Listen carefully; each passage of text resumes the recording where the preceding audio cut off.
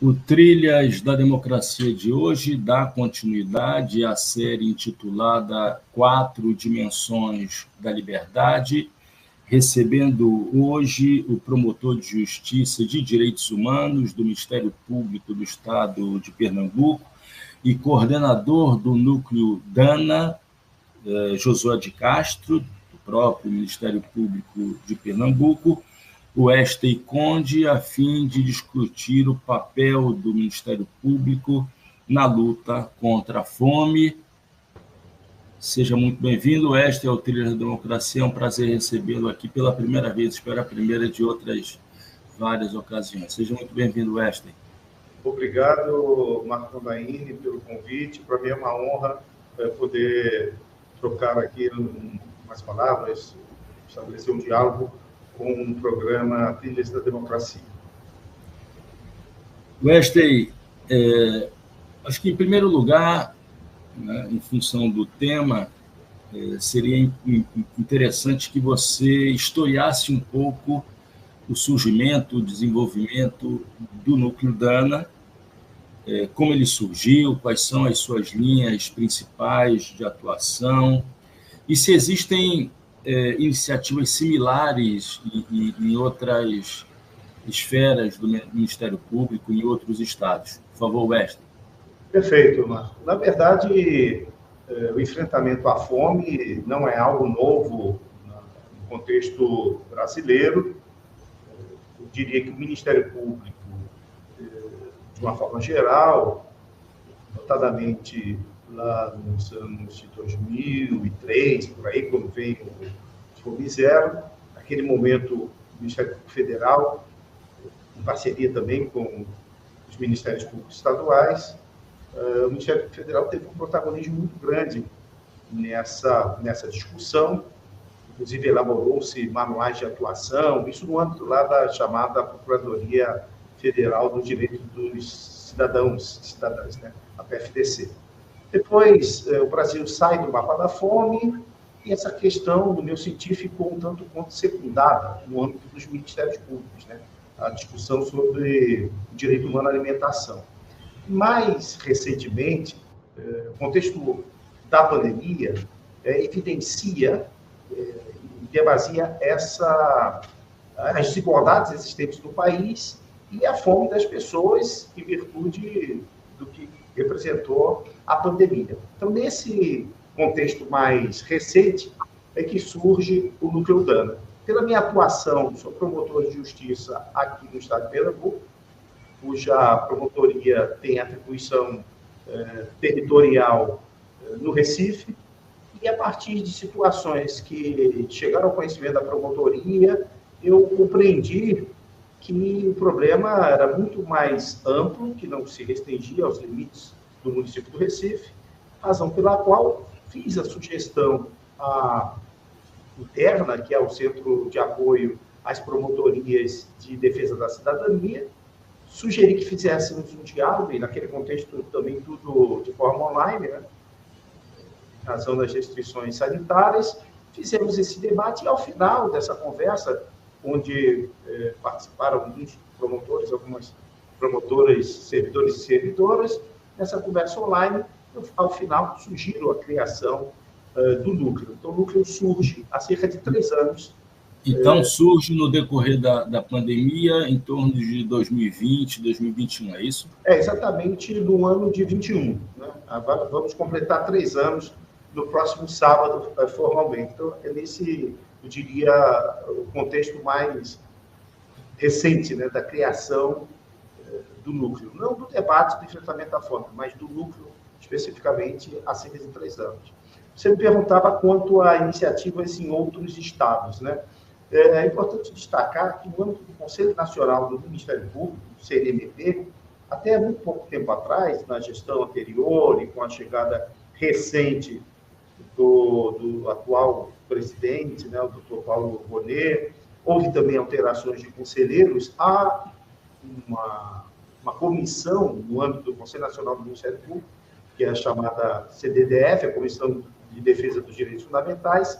No âmbito dessa comissão, até agora, recentemente, no mês de abril, tínhamos um grupo de trabalho nacional e buscava exatamente encontrar as boas práticas ou sugerir boas práticas para serem adotadas nas diversas unidades ministeriais pelo Brasil, né? Esse grupo foi recém desconstituído, né, por entendimento da nova gestão no CNMP, mas, de toda sorte, deixamos lá, os participantes do GT, contribuições e propostas, né, a serem desenvolvidas nacionalmente. Então, esta não é exagero afirmar que essa iniciativa é pioneira no âmbito do Ministério Público.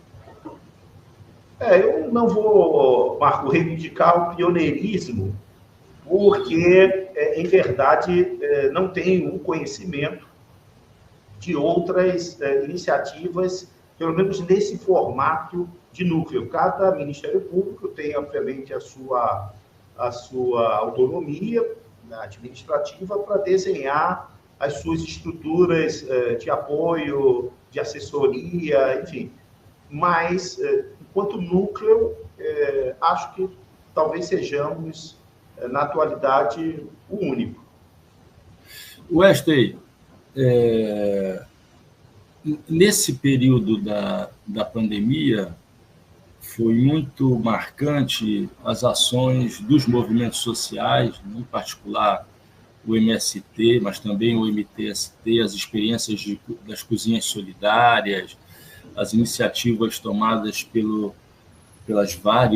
vários armazéns do campo espalhados, né, pelo país. Né. Todas as vezes que é bom esclarecer ao público que nos acompanha, nós dois estamos no Recife, né?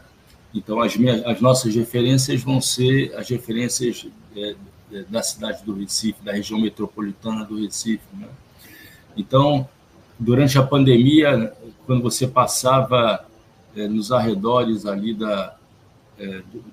onde na Rua do Sol, na Rua da Aurora, a gente via todas as movimentações dentro do Armazém do Campo, né, nas imediações do Armazém do Campo. De que maneira essa experiência do MST, da Cozinha Solidária, do MTST, do Armazém do Campo, digamos, potencializaram, não é, essa ideia da construção do dano? Eu quero fazer uma espécie de articulação para procurar tirar de você essa relação existente entre essa tua iniciativa, a iniciativa do Ministério Público, e as movimentações da sociedade naquele período. Perfeito.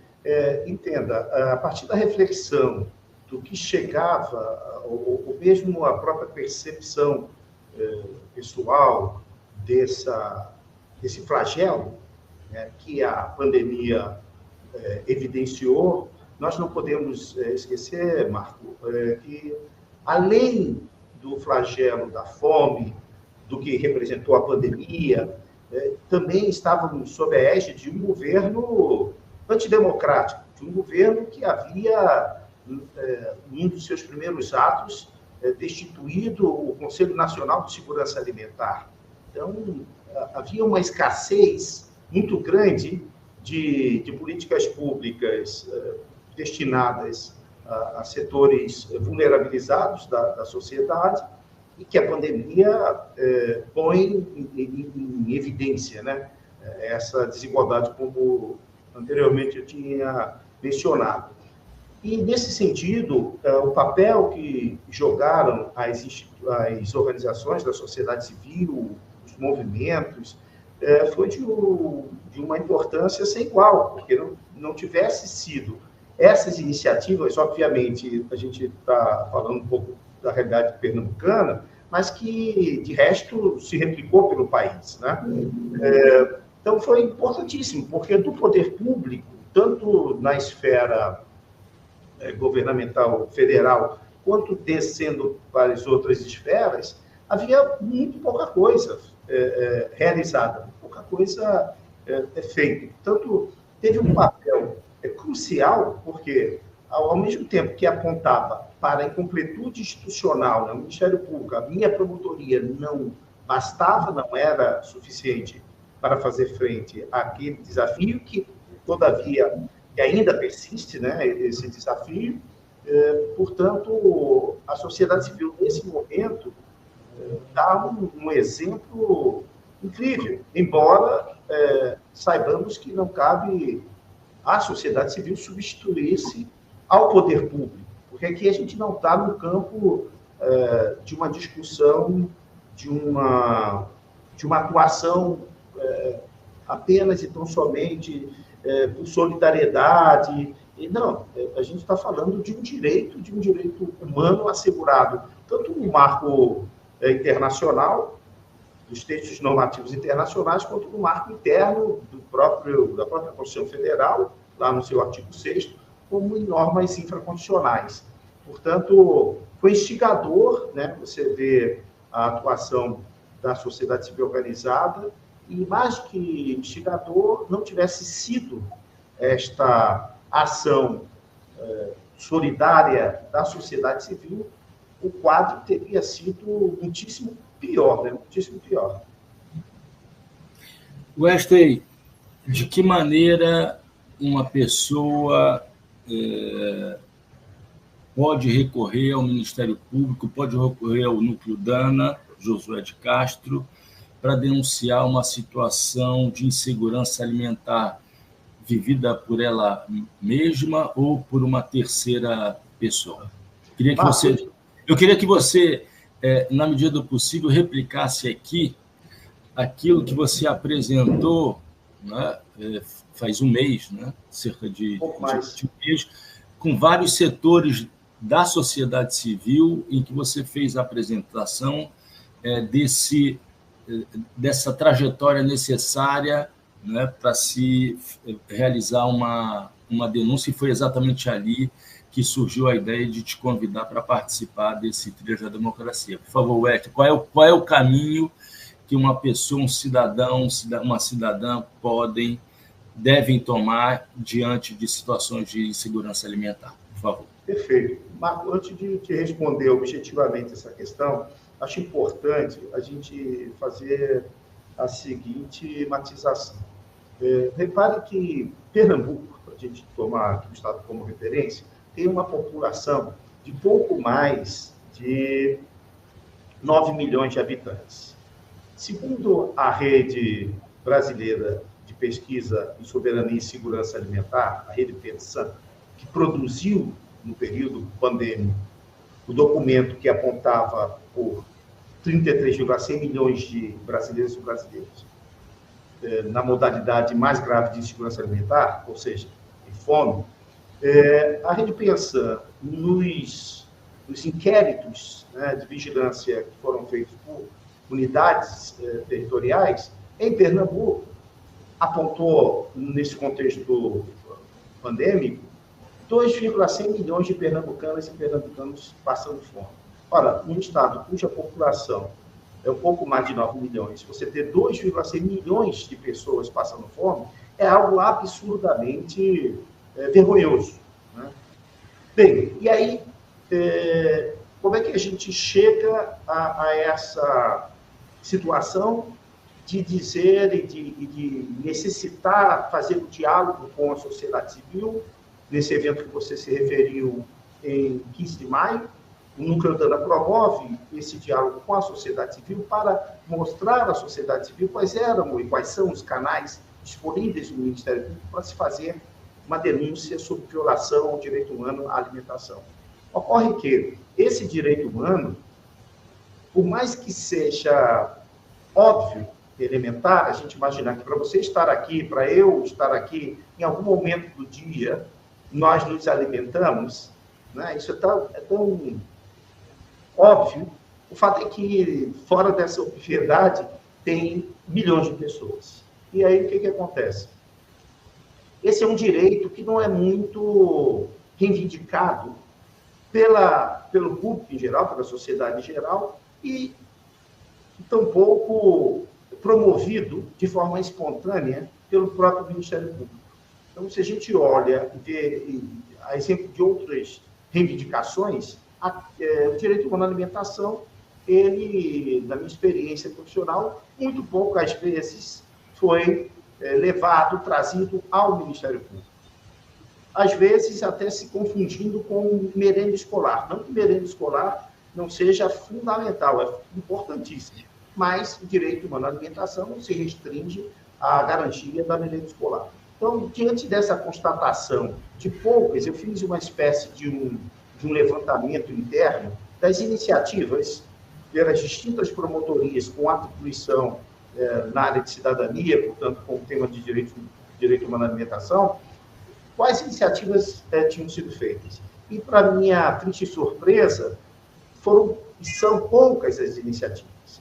Daí, eu entender que era importante que a sociedade civil fizesse uma incidência, um controle social sobre o próprio Ministério Público, cobrando que houvesse uma maior efetividade desse direito humano. Nesse sentido, a gente está reorganizando os canais de acesso, por assim dizer. No âmbito da ouvidoria do Ministério Público, que é de Pernambuco, que é a principal porta de recebimento de denúncias de violações das mais distintas, inclusive do direito humano à alimentação, nós estamos em fase de implementação de um formulário específico sobre violação do direito humano à alimentação. Hoje, esse formulário, quem acessa o site do Ministério Público, não vai encontrar ainda lá na porta principal da ouvidoria. Contudo, temos, sim, 2 canais já vigendo, pleno vapor, que a pessoa acessando a página do Ministério Público, lá no www.mppe.mp.br, ela vai rolar a página, vai encontrar...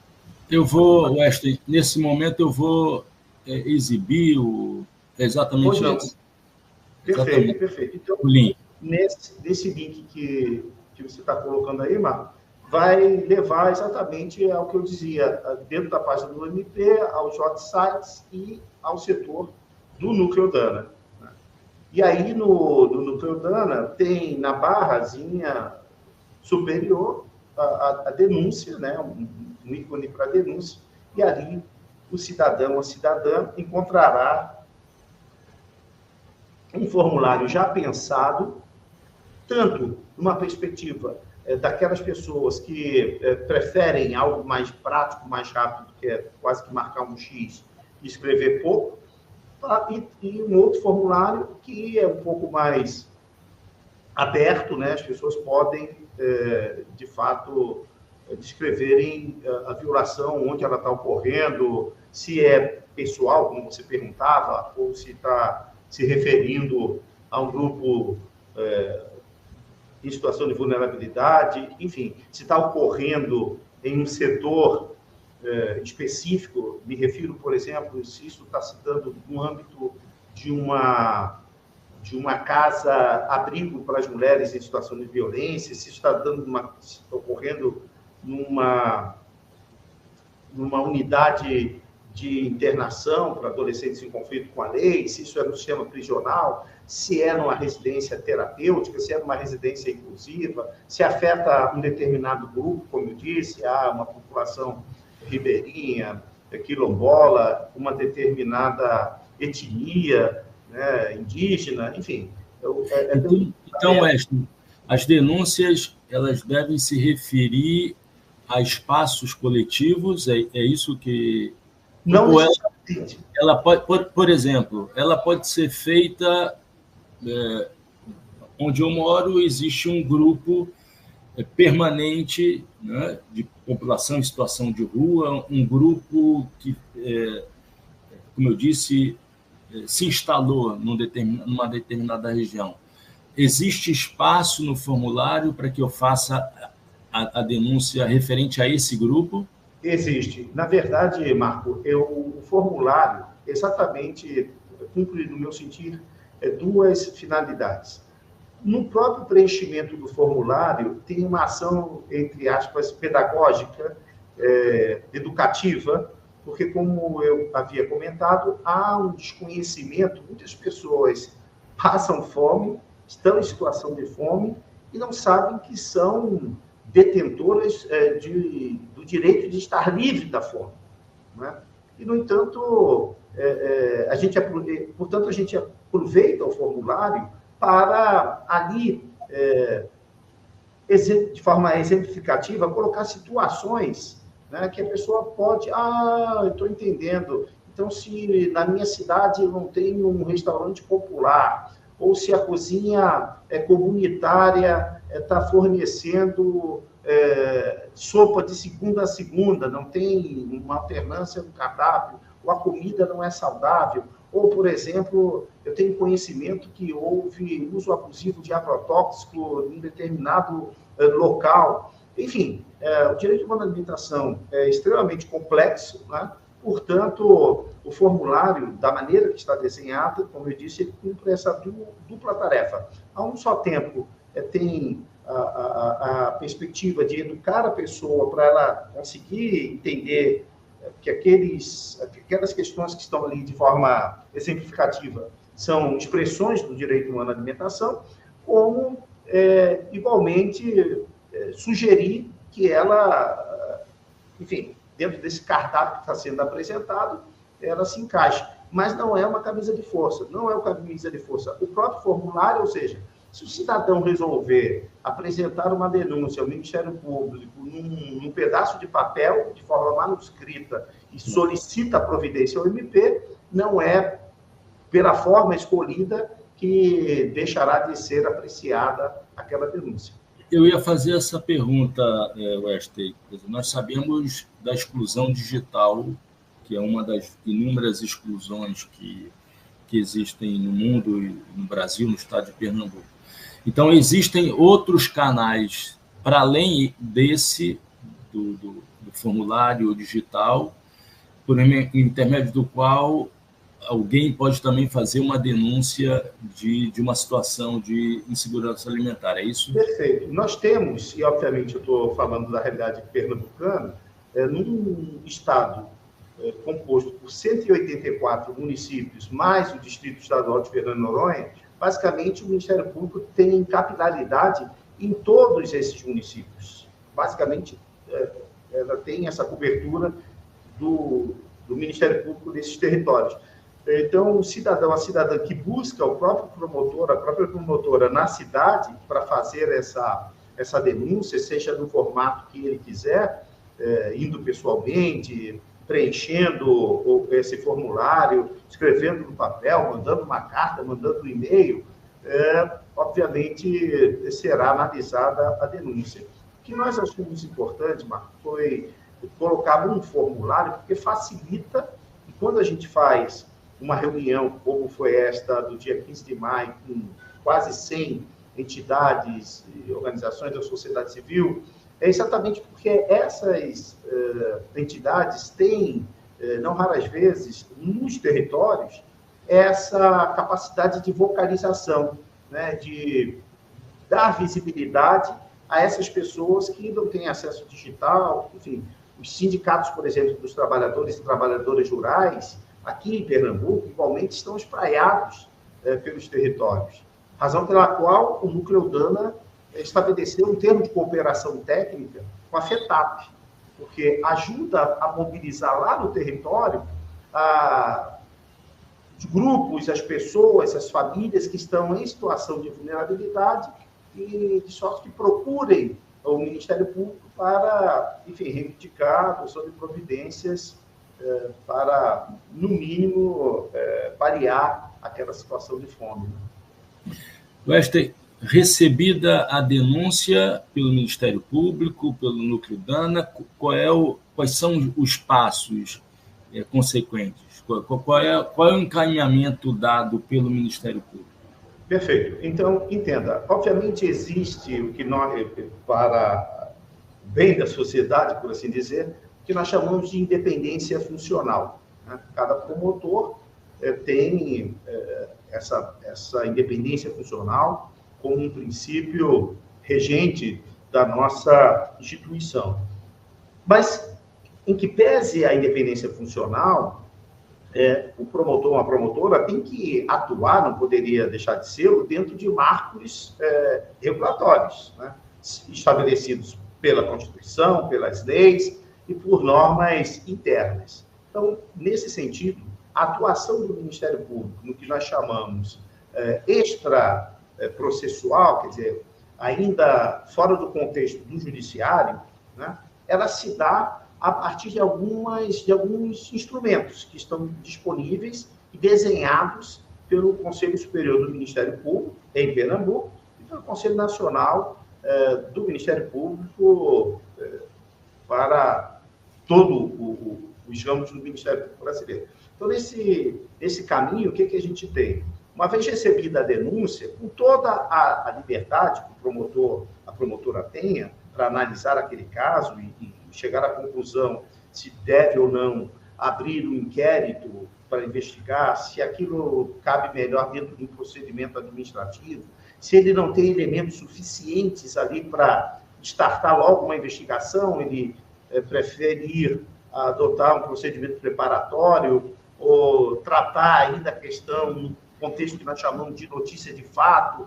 Para todas essas ferramentas que eu estou citando, uma notícia de fato, um procedimento preparatório, um procedimento administrativo, ou mesmo um inquérito civil, essa atuação pré-processual, ela está regrada.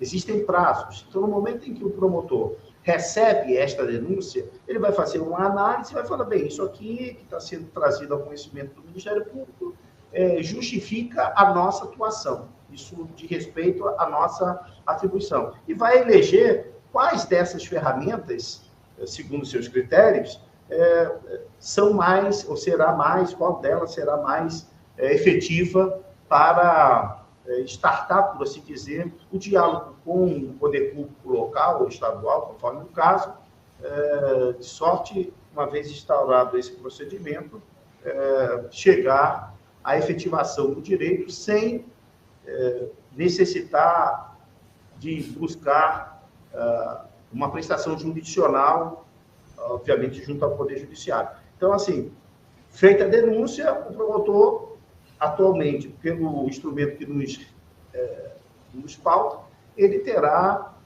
essas possibilidades e, obviamente, dando resposta ao manifestante, né, a pessoa que apresentou a manifestação, ao interessado, interessada, do andamento desses procedimentos que visam exatamente, ao fim e a cabo, dar concretude a esse direito humano violado. Eu vou retirar agora o formulário, mas repetindo, basta entrar no site do Ministério Público de Pernambuco, rolar até o final, onde aparece hot sites e blogs, vai aparecer o núcleo Dana, você clicando, você acessa esse formulário que eu retirarei agora. Wesley, qual é o balanço provisório dessa iniciativa? E acho que chega agora a pergunta, né, a partir mesmo do que você acaba de dizer, como é que vem se dando a relação com os outros poderes públicos, né? Formação de parcerias, construção de parcerias, mas também zonas de tensão, de atrito com o Poder Executivo, Legislativo, Judiciário, né? E como é que se dá a relação nesse sentido também com a Defensoria? Eu queria que você fizesse uma espécie de painel, né, dessas relações com os demais poderes públicos, por favor. Veja, o balanço, primeiro fazendo uma análise mais para dentro da casa e na sequência, para fora dos limites aqui do próprio Ministério Público Estadual. Na minha concepção, apesar de todo o apoio, de todo o esforço que tem sido empreendido, seja pelo Núcleo Dana, e o apoio dado pela administração superior aqui do Ministério Público de Pernambuco, o Procurador-Geral, a sua gestão destaca essa atuação em relação ao enfrentamento à insegurança alimentar, sobretudo a fome, como uma ação prioritária da sua gestão. Para ter uma ideia, estrategicamente, o núcleo está vinculado ao gabinete do próprio Procurador-Geral de Justiça. Isso imprime, obviamente, a importância que está sendo dada a este tema pela gestão. Apesar de tudo isto, no meu sentir, ao longo desses 3 anos na coordenação, o ritmo empregado pelos promotores e pelas promotoras diante desse flagelo que é a fome, adotando esses procedimentos que nós há pouco nos referimos, tem sido muito lento. Tem sido muito lento, né? Então, acho que precisávamos e precisamos catalisar esses processos, acelerar esses processos. E, pessoalmente, acredito que isso se dá a partir exatamente, ou isso se dê a partir exatamente da incidência, um maior controle social sobre o próprio Ministério Público. E, para isto, é fundamental a atuação da sociedade civil organizada. Obviamente que o cidadão, a cidadã, e sobretudo aquela que está passando fome, de regra não tem, como você bem destacou, acesso à internet, está excluído digitalmente, está tanto em áreas urbanas, periféricas, quanto na zona rural, enfim. Então, não se tem essa expectativa que esse cidadão vá chegar e alcançar o formulário e fazer a denúncia. Mas, como eu disse, a sociedade civil organizada pode e deve potencializar essas denúncias, né? De maneira que essa é a nossa expectativa. Então, nesse balanço de 3 anos, apesar, insisto, de algumas iniciativas feitas, me parecem muito tímidas diante da gravidade do problema. Se a gente vai para além dos nossos muros, o que a gente vê? O Poder Executivo, e aqui não me cabe fazer análise quanto a preferências político-partidárias, enfim, nada disso. Mas, e quem está na gestão, mas o fato é que o atual governo em Pernambuco, em sua reforma administrativa, cria uma Secretaria Executiva de Combate à Fome. Se nós nos trasladamos para o governo federal, igualmente cria uma Secretaria Extraordinária de Combate à Fome e à Pobreza, né? Então, isso, em alguma medida, comunica a importância, a relevância que o Executivo, seja de âmbito estadual quanto de âmbito federal, a importância que está sendo dada a essa questão, né? Se dá visibilidade. No âmbito do legislativo, aqui em Pernambuco, se criou, a exemplo de outras iniciativas por parlamentos espalhados pelo Brasil, se criou uma frente parlamentar de enfrentamento à fome, né? Então, legislativo e executivo estão se mexendo. E aí a discussão quanto ao ritmo, quanto à consistência, é outra, mas eu quero dizer que estão se mexendo. E o Poder Judiciário, ele fica, por ser um poder inerte, depende de provocação, em alguma medida, no meu sentir, tem sido muito pouco acessado. Porque, como eu lhe falei, o direito humano à alimentação é um ilustre desconhecido da sociedade civil organizada, de uma forma geral. É um paradoxo, porque a fome está aí e o direito que deveria ser assegurado, porque ele estrutura todos os demais direitos, não tem como pensar nos demais direitos, com tantas pessoas passando fome, mas, enfim, ele é muito pouco e mal acessado pelo sistema de justiça. Isso, obviamente, vai refletir no Poder Judiciário.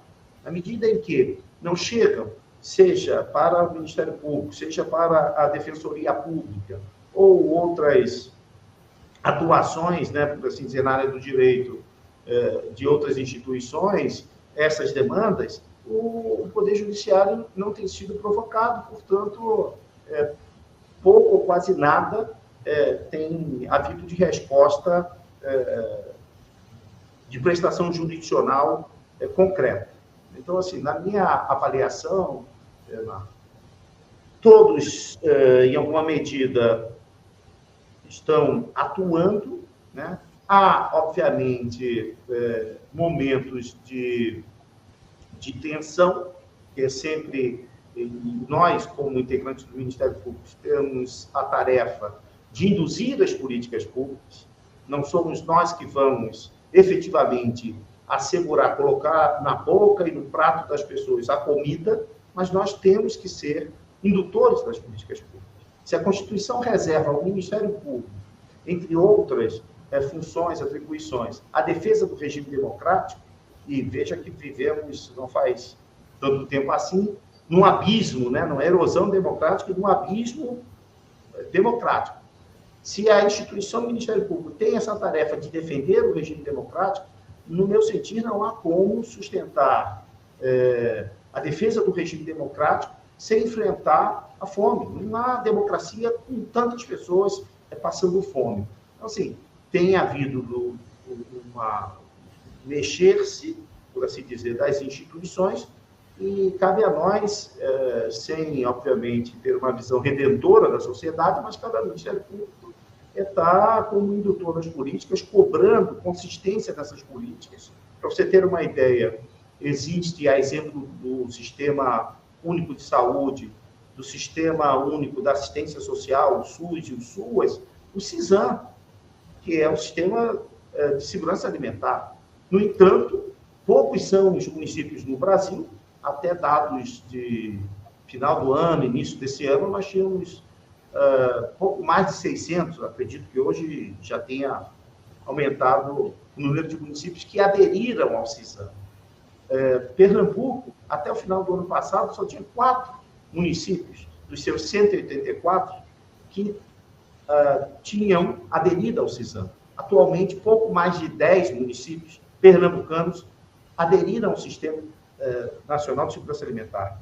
Então, esse é um esforço que o Ministério Público de Pernambuco está fazendo, atendendo, inclusive, a uma recomendação do Conselho Nacional do Ministério Público, editada em maio do ano passado, que recomenda às unidades ministeriais que atuem no sentido de induzir os municípios a aderirem ao CISAM. Essa adesão ao Sistema Nacional de Segurança Alimentar e Nutricional não é uma adesão obrigatória, compulsória, mas o fato é que, se o município não quer aderir ao sistema, ele tem que ter políticas no seu território desenvolvidas, né? Porque, lamentavelmente, a fome está em todas as cidades.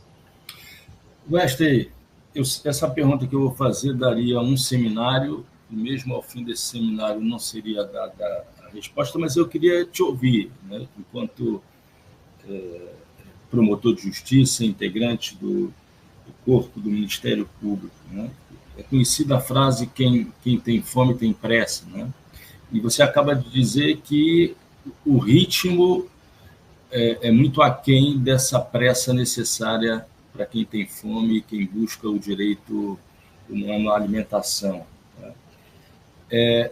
A que você atribui, né, esse ritmo ainda muito aquém da pressa necessária para quem tem fome, não obstante o fato das iniciativas, da criação de uma secretaria, né, eu vou falar, uma secretaria de combate à fome a nível federal, uma secretaria também estadual, a existência de frentes parlamentares.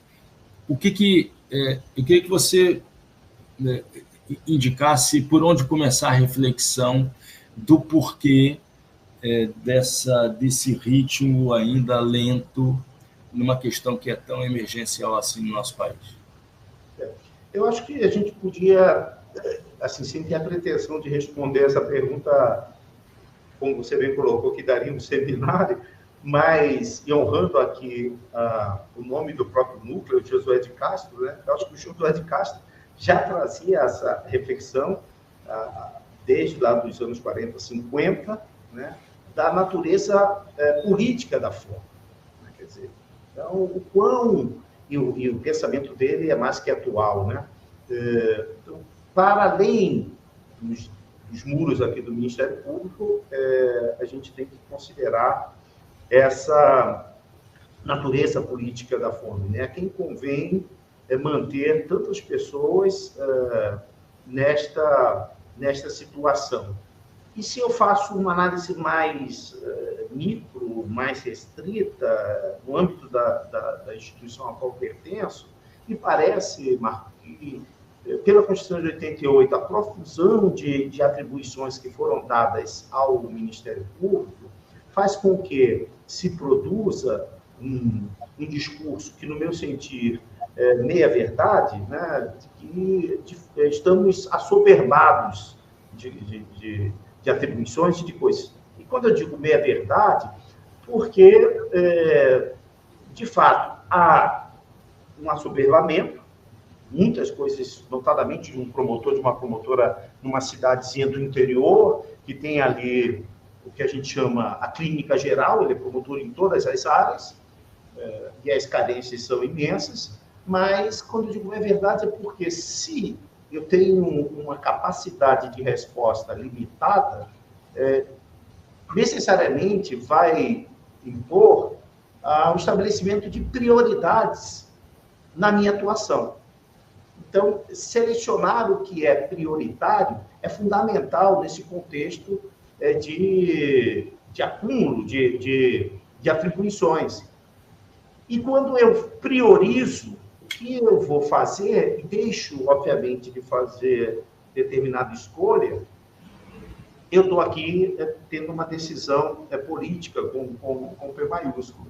Então, nesse sentido, eu diria que remete a um desconhecimento realmente da dimensão da alimentação enquanto direito humano. Enquanto era estruturadora, ou deveria ser, de demais direitos, como desde a má formação acadêmica, onde esse direito humano, os direitos humanos de uma forma geral, em particular o direito humano à alimentação, esses temas não são trabalhados, você tampouco é provocado no seu dia a dia, no seu cotidiano, na sua atuação, não são formuladas demandas, essas questões ficam paradoxalmente secundadas no âmbito do Ministério Público e então se faz outras escolhas. Você coloca, às vezes, no mesmo patamar direitos, né, que não deveriam estar no mesmo patamar. Então, assim, a minha análise em síntese sobre essa pergunta bastante complexa, eu diria que são escolhas políticas. São escolhas políticas. Lembrando, né, Wesley, que daqui a 2 anos fará 80 anos o grande clássico do Josué de Castro, A Geografia da Fome, que é um livro que continua, infelizmente, atual, né, nesse sentido, porque a fome continua sendo endêmica, pandêmica, né? Wesley, a gente está chegando ao último quarto do programa e eu gostaria de retornar para aprofundar a tua análise sobre o Ministério Público, sobre o papel do Ministério Público, né? Como se dá a convivência institucional, né, com setores do Ministério Público da área criminal? Não parece haver... Como é que se dá, vou repetir, vou usar o termo de novo, como é que se dá essa tensão existente entre um setor, uma área do Ministério Público, um setor do Ministério Público que, de uma forma ou de outra, tem que trabalhar com a ideia do crime, né? E aqueles que são, digamos, o alvo, né, dessas ações do Ministério Público são aquelas, o mesmo setor social das ações, por exemplo, do núcleo Dana, né? Então, como é que se dá essa convivência institucional dentro da mesma instituição Ministério Público? Na verdade, a gente tenta viver, Marco, o paradoxo da unidade na diversidade, né? É o paradoxo. Mas, de toda sorte, isso que você traz é fato. Uma promotoria como a minha, classificada como uma promotoria de direitos humanos, a rigor, todo promotor, toda promotora é um promotor de direitos humanos. Então, mesmo esse promotor criminal, né, e o Ministério Público se projeta ou tem um reconhecimento social historicamente muito pelo seu braço na atuação no direito penal, no direito processual penal, mas a Constituição de 88, sobretudo, reconfigura essa visão que se convencionou chamado do Ministério Público Social. Bem, no dia a dia, no cotidiano, nos processos de especializações que ocorrem dentro da instituição, acaba que você não tem tanto ponto de contato. Mas, de fato, o que se verifica é que o processo de desigualdade e um processo penal e um direito penal seletivo, né, aplicado a determinados grupos sociais, e ele traz também, infelizmente, um recorte não só de classe, mas também um recorte racial, né? E hoje eu diria também até etário, né? Então o que você vê mais são jovens negros, portanto do sexo masculino, sendo criminalizados, né, por condutas que, na prática, poderiam ter uma resposta penal diferente da carcerização excessiva dessas pessoas, né? Então, obviamente não se pode fazer essa relação direta de pobreza com criminalidade, mas também não pode deixar de se considerar essa relação. Então, pessoas que estão em situação de grave insegurança alimentar, pessoas que não têm todos os outros direitos assegurados, que estão territorialmente jogadas à periferia, né? Quando delinquem,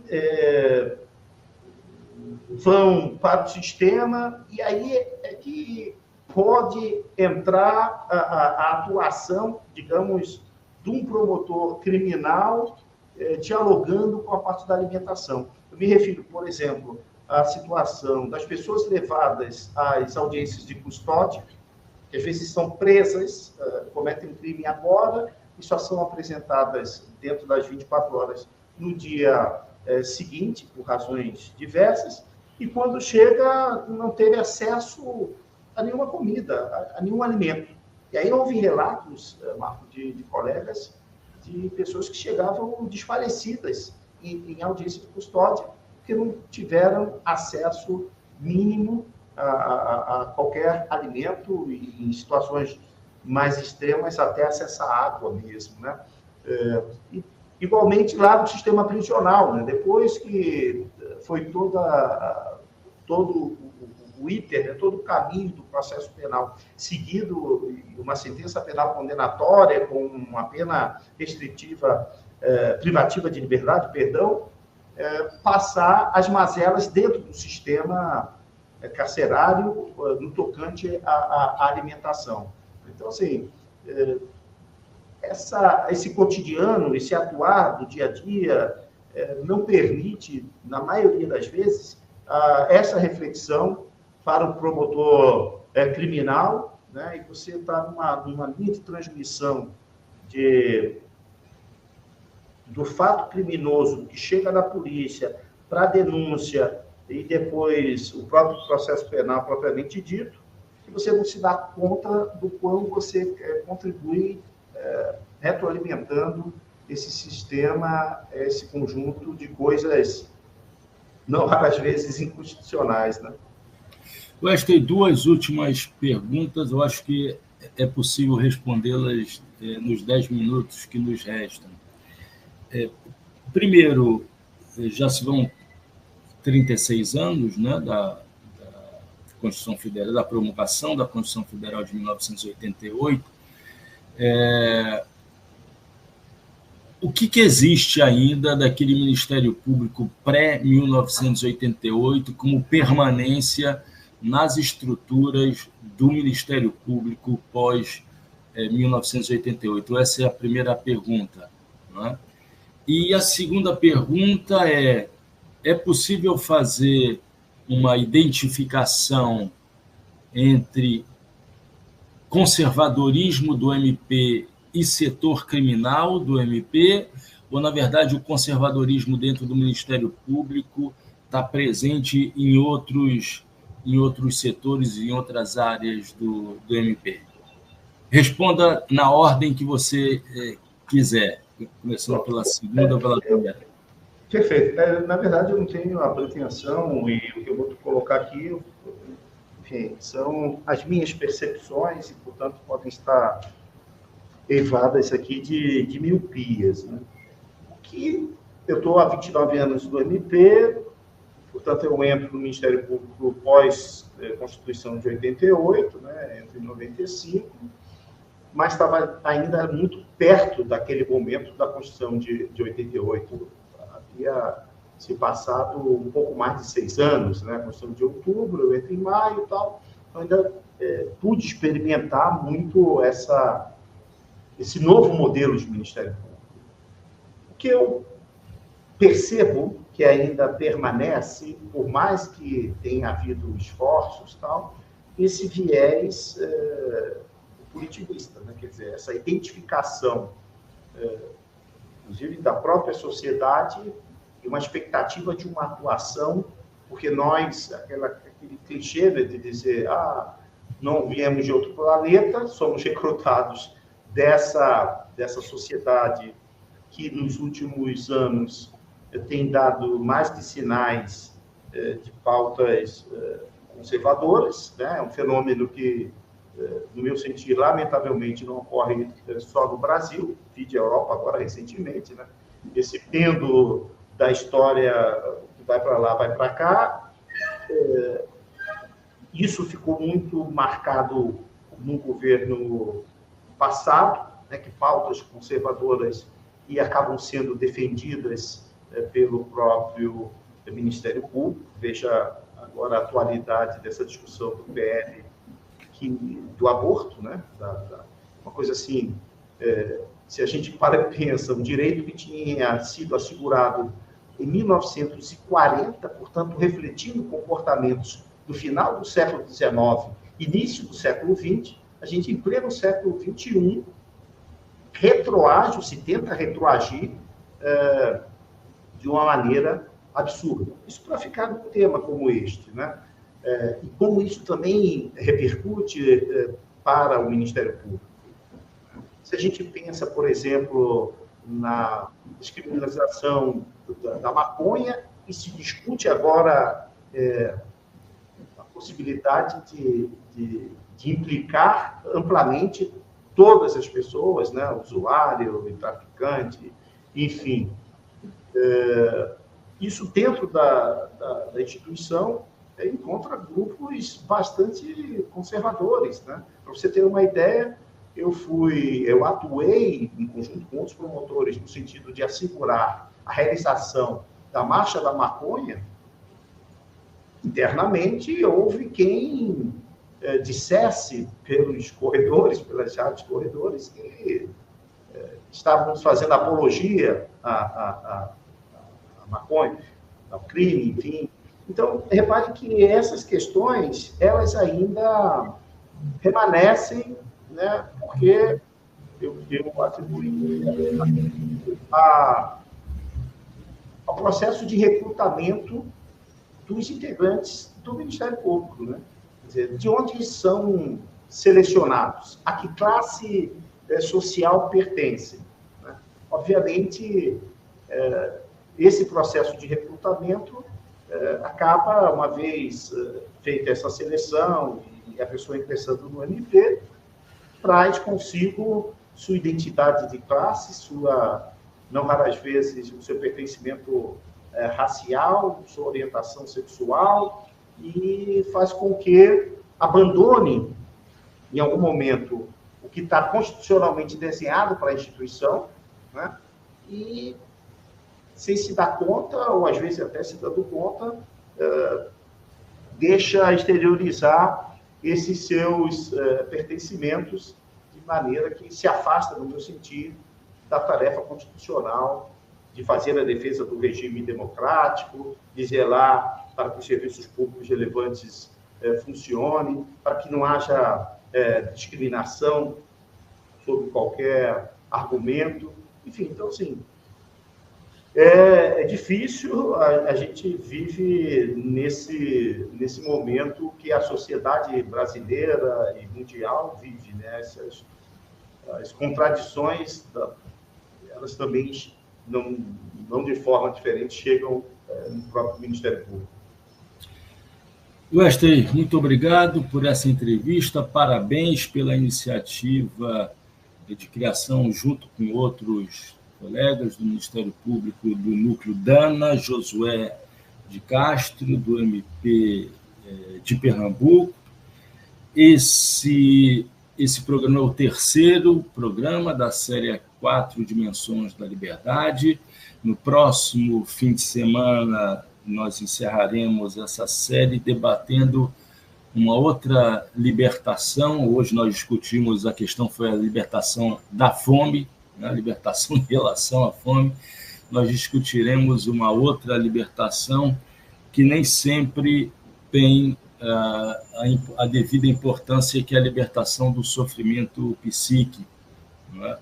Que muitas das vezes vem associada ao sofrimento pela fome, né? Nos setores mais pobres, e porque não são setores de classe média, não tem a devida atenção, né? E o nosso entrevistado, fica aqui o convite, será o psicólogo do Libertas, que é uma instituição daqui também, do Recife, da região metropolitana do Recife, Jaime Panerai. Wesley, muito obrigado. Suas últimas palavras, por favor. Eu que agradeço, Marco, a possibilidade de trocarmos essas ideias e desejo profundamente que o Ministério Público brasileiro, em particular o Ministério Público aqui em Pernambuco, esteja trilhando no caminho da democracia, do fortalecimento da democracia para todos, todas e todos. Esse programa está indo ao ar exatamente no final de semana das festas juninas, então, viva São João! E até o próximo Trilha da Democracia. Grande abraço.